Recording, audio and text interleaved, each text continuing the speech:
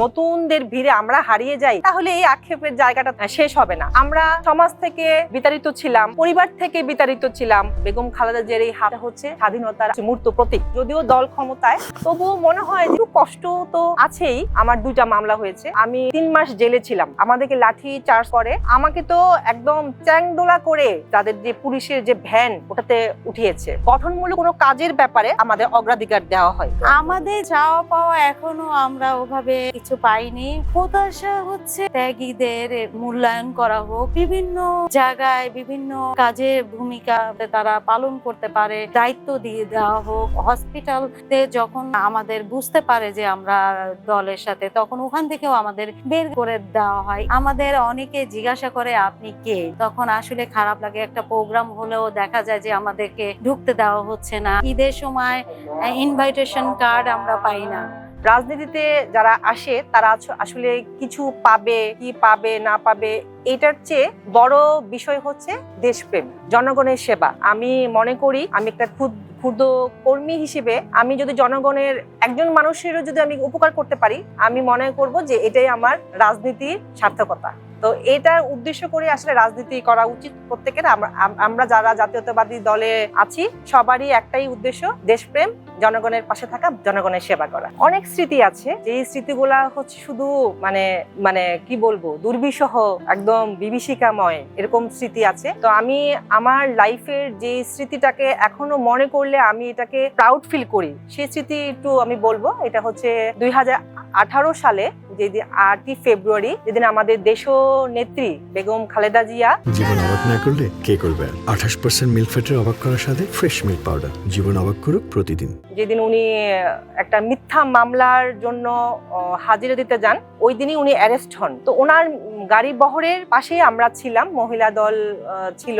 আমি কিছু সংখ্যক মহিলাদের সাথে আমি মিছিল করছিলাম। ম্যাডামকে দেখার আকুল একটা ইয়ে তো থাকেই ওনাকে দেখার জন্য, আর উনিও হয়তো বা চায় যে ওনার যারা কর্মী আছেন তাদেরকেও দেখার, এক নজর দেখার জন্য উনিও হয়তো উদ্গ্রীব হয়ে থাকেন। তো সেই কারণেই ওনাকে দেখার জন্য এবং ওনার পাশে আমরা আছি, রাজপথে ছিলাম, আছি, থাকবো, এই একটা স্লোগান দিয়ে যখন আমরা ওনার গাড়ি বহরের সাথে আসছিলাম, তখন অতর্কিতভাবে পুলিশ বাহিনী এবং আওয়ামী ফ্যাসিস্ট বাহিনীর যে কর্মীরা আছে, যে আমি বলবো যে এটা একদমই খুব জঘন্যভাবে, ন্যাক্কারজনক ভাবে আমাদেরকে ধরে ফেলে এবং পুলিশ আমাদেরকে লাঠি চার্জ করে। আমাকে তো একদম চ্যাংদোলা করে যে তাদের যে পুলিশের যে ভ্যান ওটাতে উঠিয়েছে। তো আমি তখন জিজ্ঞেস করছিলাম যে আসলে আমাদের অপরাধটা কি? আমরা তো একদম সুষ্ঠুভাবে, খুব সুন্দরভাবে আমার রাজনৈতিক একটা গণতান্ত্রিক পন্থায় আমরা এখানে নেমেছি। আমাদের হাতে কোনো লাঠি সোটাও ছিল না, আমাদের শুধু মুখে ভাষা ছিল যে আমরা রাজপথে আছি আর রাজপথে থাকবো। যখন আমি এখানে অ্যারেস্ট হয়েছি, আমাদের সাথে আরো মহিলারা অ্যারেস্ট হয়েছে, আমার এখনো মনে পড়ে তখন যে পুলিশের সাথে আমাদের যে ধস্তাধস্তি, ওনারা যে বিহেভিয়ার করেছে। এবং আমরা পরবর্তীতে আমি জেলে, ওই দিনই আমার মামলা হয়েছে, আমার 2টা মামলা হয়েছে এবং আমি 3 মাস জেলে ছিলাম। এক কাপড়ে বলবো যে আমাদেরকে ন্যাক্কারজনক ভাবে আমাদেরকে টেনে হিঁচড়ে আমাদেরকে শাহবাগ থানায় নিয়ে যায় এবং পরবর্তীতে আমরা কাশিমপুর কারাগারে প্রায় 3 মাস আমরা ছিলাম। অনেকের সাথে আমাদের রুমে প্রায় 60 জন জাতীয়তাবাদী দলের মহিলারা বিভিন্নভাবে ছিল এবং আমরা ওই ইয়েতে রুমে ছিলাম 60 জন। আমার এই স্মৃতিগুলো এখনো মনে পড়ে, সেই থানা থেকে কাশিমপুর যাওয়ার যে ওয়েটা, এবং আমাদের জন্য এটা তখন খুবই খারাপ লাগতো। এখন আমি মনে করি যে আমাদের ম্যাডাম 2.5 বছর কারাবাস করেছে একা, নির্জন একটা রুমে। আমরা তো অনেকের সাথে কথা বলেছি, সুখ দুঃখের কথা বলেছি, কান্না করেছি, আলাপ করেছি, ফ্যামিলিদের কথাবার্তা। তো উনি তো একা ছিলেন, একদমই সম্পূর্ণ একা ছিলেন এবং উনি অসুস্থ ছিলেন। উনি দীর্ঘ 2.5 বছর উনি খুব কষ্টে ছিলেন। আমার এখন এই স্মৃতিগুলো খুবই মনে পড়ে যে ম্যাডামকে আসলে স্লো পয়জনিং দিয়ে উনাকে অসুস্থ করে দেওয়া হয়েছে এবং পরবর্তীতে উনি জেল থেকে কিন্তু উনি একদমই অসুস্থ অবস্থায় বের হয়েছে। আপনারা দেখবেন যে ওনার যে হাতটা কিন্তু উনি বেশ অসুস্থ হয়ে গেছিল, ওনার যে হাতটা উনি খুব ফুলে গিয়েছিল, উনি হাতটা নাড়াতে পারতেছিল না। আমি মনে করি যে এই ওনার বেগম খালেদা জিয়ার এই হাতটা হচ্ছে স্বাধীনতার, আজকে যে আমরা স্বাধীনতা ভোগ করছি এটা হচ্ছে মূর্ত প্রতীক। কেননা উনি আমাদের জন্য এত কষ্ট করেছেন, এটা আপসহীন নেত্রী না হলে সম্ভব না, ওনার পক্ষেই সম্ভব। এবং আমরা এই শক্তিটাকেই এখন লালন করি, ধারণ করি। ওনাকে গভীর শ্রদ্ধা ভরে স্মরণ করছি, কারণ আজকে যে আমার স্বাধীনতা পেয়েছি, স্বাধীনভাবে কথা বলতে পারতেছি, এটা কিন্তু আমরা ফ্যাসিস্ট সরকারের আমলে কখনোই পাইনি। এটা চিন্তাও করা যায় না। আমরা সমাজ থেকে বিতাড়িত ছিলাম, পরিবার থেকে বিতাড়িত ছিলাম, যে পরিবারে অনেকেই বলেছে হ্যাঁ মিছিলে যাও, মিটিং এ যাও, অ্যারেস্ট হও, এটা তো মানে ভালো না। যেমন আমি যেটা ফেস করেছি, যেই কষ্টের স্মৃতিগুলো আমি বলছি, পারিবারিক এমনও কথা হয়েছে যে তুমি তো ঘরের বউ, তোমাকে আর উঠানো হবে না, তুমি রাজপথেই থাকো, তুমি যদি আবার অ্যারেস্ট হও তাহলে কিন্তু আমরা আর দেখবো না, এই জেলেই পচে মরতে হবে। তা এখন আমি খুব গর্ব করে বলতে পারি যে আমি জাতীয়তাবাদী আদর্শে বিশ্বাসী হয়ে আমি কারাবরণ করেছি, দলটাকে ভালোবাসি বলে বারবার কারাবরণ করতে পারবো, ওই শক্তি সাহস হয়ে গেছে ইনশাল্লাহ। আসলে সরকার গঠনের মাত্র 6 মাস হয়েছে।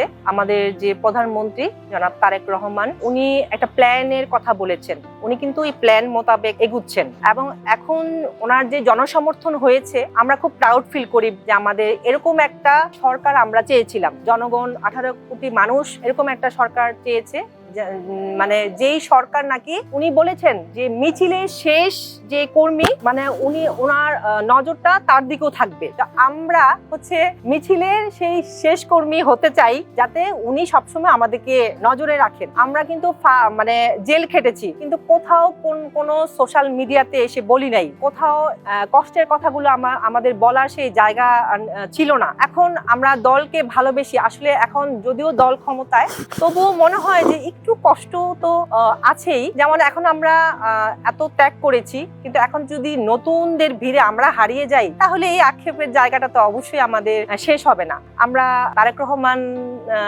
যে সরকার যিনি আছেন, তাকে বলবো যে আমরা যাতে যারা ত্যাগ করেছি অনেক কিছু, সমাজ বলেন, পরিবার বলেন, সংসার বলেন, উনি যাতে করে আমাদের এই কর্মীদের ত্যাগের কথা মনে রাখেন এবং আমাদেরকে একটু নজর দেন। নজর বলতে যে আমরা তো এখন যেই আগে তো মিটিং মিছিল হতো, আমাদের অনেক কাজ থাকতো। মিটিং মিছিল করাই হচ্ছে আমাদের একটা রাজপথে থাকাই হচ্ছে আমাদের প্রথম উদ্দেশ্য ছিল, যে আমরা রাজপথে আছি, দলের সাথে আছি, আমরা যে কোনো মামলা হামলার শিকার হয়েও আমরা রাজপথে ছিলাম। তো এখন যাতে নতুনদের ভিড়ে যাতে আমরা হারিয়ে না যাই, যাতে আমরা কষ্ট করেছি যাতে আমরা হারিয়ে না যাই, আমরা যাতে গঠনমূলক কোনো কাজের ব্যাপারে আমাদের অগ্রাধিকার দেওয়া হয়। আমি এতটুকুই বলবো যে আমাদের মহিলাদের, বিশেষ করে আমি যেহেতু মহিলা, আমি একজন নারী, আমি একজন মা, আমি অবশ্যই চাবো যে সরকার এই যে মহিলা নেত্রীদেরকে যাতে ওনাদের গঠনমূলক কিছু কাজের ব্যাপারে আমাদেরকে সাহায্য করে, এবং আমরা এটাই চাই। ত্যাগী নেতাদের মন খারাপ হওয়াটাই স্বাভাবিক। আজকে দেখেন 17টা বছর মুখের কথা না, আমরা প্রত্যেকটা প্রোগ্রামে বলেন, যখন যেখানে ডাক আসছে, একটা প্রোগ্রাম আমাদের বাদ যায়নি, সামনের কাতারে থেকে আমরা দায়িত্বটা পালন করেছি। এই সময় এসে যা দেখছি, নতুনদের ভিড়ে আমরা হারিয়ে যাচ্ছি। আমাদের অনেকে জিজ্ঞাসা করে আপনি কে, যখন এই প্রশ্নটা করে তখন আসলে খারাপ লাগে। একটা প্রোগ্রাম হলেও দেখা যায় যে আমাদেরকে ঢুকতে দেওয়া হচ্ছে না।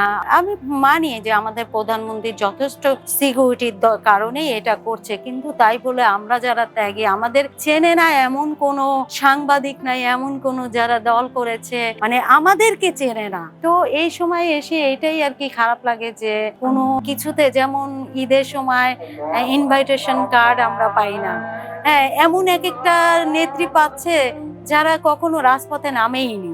আগে তো ছিল বিরোধী দল হিসেবে আমরা সব সময় রাজপথে ছিলাম, ওইটা একটা সাবজেক্ট। আর হচ্ছে সরকারি দল হচ্ছে ওইটা আরেকটা সাবজেক্ট। এই সরকারি দল থাকাকালীন তো ওভাবে রাজপথে থাকতেও হয় না, এখন কোনো প্রোগ্রাম হচ্ছে না, ওভাবেই আমরা আছি আর কি। আগে বিরোধী দল থাকাকালীন তো কন্টিনিউ আমাদের রাজপথেই থাকতে হয়েছে, এটা তো বলার আর বাকি রাখে না। আমরা সর্বক্ষণ যখন যেখানে ডাক পড়েছে সেখানেই আমরা ছিলাম। আমাদের তো একটাই দাবি ছিল, স্বৈরাচারী সরকারের একটা পতন হোক, এটাই আমাদের দাবি ছিল। তা হয়েছে বা বিভিন্ন আন্দোলন সংগ্রামে আমাদের দাবি এটাই ছিল যে মানে যখন যেখানে আমরা আন্দোলন করেছি এই একটাই দাবি ছিল আমাদের, স্বৈরাচারী সরকারের পতন হোক। এখন আমরা যারা আছি একই পেলাম, এখনো আমরা কিছুই পাইনি। তবে আমাদের প্রধানমন্ত্রীকে পেয়েছি, এটাই হচ্ছে আমাদের সবচেয়ে বড় চাওয়া ছিল। আমাদের প্রধানমন্ত্রীকে আমরা পাবো, আমাদের চেয়ারম্যান আমাদের তারেক রহমান, উনাকে আমরা প্রধানমন্ত্রী হিসেবে দেখবো, এটাই আমরা পেয়েছি। চাওয়া পাওয়া থাকে না যে আমাদের যেটা চাওয়া পাওয়া এখনো আমরা ওভাবে কিছু পাইনি। আমাদের ওভাবে এখনো কোথাও থেকে কোনো কিছু বলা হচ্ছে না বা ডাকা হচ্ছে, আসলে প্রোগ্রাম হচ্ছে না। প্রত্যাশা হচ্ছে সরকারের প্রতি আমাদের যারা ত্যাগীদের মূল্যায়ন করা হোক বিভিন্ন জায়গায়। আমরা এটাই চাই যে ত্যাগীদের মূল্যায়ন করা হোক। কিভাবে মূল্যায়নটা আসলে মূল্যায়নটা হচ্ছে যে এই যে ত্যাগীরা যারা রাজপথে ছিল, অনেকে নির্যাতিত, জেল জুলুম বিভিন্নভাবে, কেউ মনে করেন কেউ সংসার থেকে, কেউ আমাদের সমাজও আমাদের ভালো চোখে দেখতো না। যখন আমরা বিরোধী দল ছিলাম আমাদের আত্মীয় স্বজনও দেখতো না, মানে বিএনপি নাম শুনলে এটা তো আর বলার বাকি রাখে না। কিন্তু এই সময় আমাদের সরকারের কাছে একটাই চাওয়া, এই ত্যাগীদের মূল্যায়ন করা হোক, এদেরকে বিভিন্ন জায়গায় বিভিন্ন কাজে ভূমিকা যাতে তারা পালন করতে পারে দায়িত্ব দিয়ে দেওয়া হোক, বিভিন্ন কাজের দায়িত্ব দেওয়া হোক বা বিভিন্ন পদে তাদেরকে দায়িত্ব দেওয়া হোক, এটাই চাওয়া। এর বেশি কিছু চাওয়া আমাদের নেই। এরকম তো অসংখ্য স্মৃতি, কোন স্মৃতিতে কথা বলবো বলেন। যেদিন ম্যাডামকে 8 তারিখের কথা বলছি, সেটা হচ্ছে আমার বাবার একটা হসপিটালের ফাইল নিয়ে আমাকে বের হতে হয়েছে। ওই দিন তো থমথমে পরিবেশ, রাস্তা দিয়ে যখন রিক্সা দিয়ে যাচ্ছি বিভিন্ন পুলিশ আমাদেরকে, সবচেয়ে বড় কথা হচ্ছে আমাদের যেটা আওয়ামী লীগ মোড়ে মোড়ে রড নিয়ে বসে ছিল, তো ওই ওদের চোখের আড়াল হয়ে আমাদের বের হতে হয়েছে। একটা বাবার বাবা হসপিটালের একটা মুক্তিযোদ্ধার ফাইল নিয়ে বের হতে হয়েছে। তো বিভিন্ন পুলিশ বিভিন্নভাবে আমাদেরকে যেতে দিচ্ছিল না, তখন বিভিন্ন মিথ্যা কথা বলে বিভিন্ন হসপিটালে আমাদের অবস্থান করতে হয়েছে। সেই হসপিটালতে যখন আমাদের বুঝতে পারে যে আমরা দলের সাথে, তখন ওখান থেকেও আমাদের বের করে দেওয়া হয়। এরকম অসংখ্য স্মৃতি আমাদের মনে পড়ে। আমরা দলের জন্য 5ই আগস্টের আগে যে 3 তারিখ বলেন 4 তারিখ বলেন, আমরা যেভাবে ছিলাম, যেভাবে যুদ্ধ দেখিনি, ওইটা আমাদের নিজের চোখে দেখা, সামনের কাতারে থেকে আমরা রাজপথে ছিলাম আর কি। অসংখ্য স্মৃতি আমাদের আছে।